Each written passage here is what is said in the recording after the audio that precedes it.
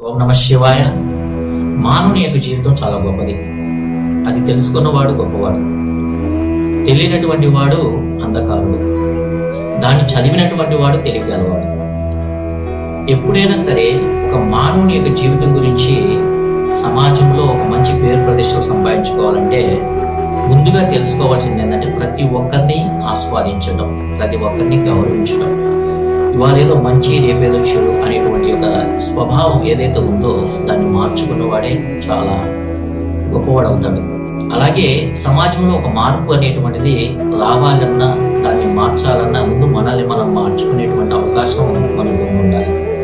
అలా అవకాశం ఉంటేనే ఏదైనా మనం చేయగలుగుతాం.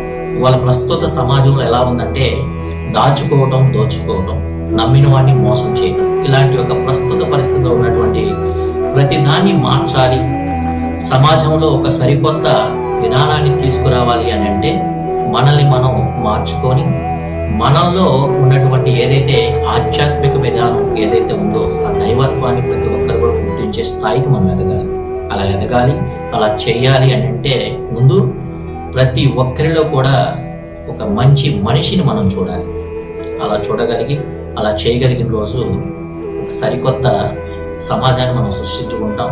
దీన్ని ప్రతి ఒక్కరు పాటించాలని కోరుకుంటూ శ్రీ స్వామి.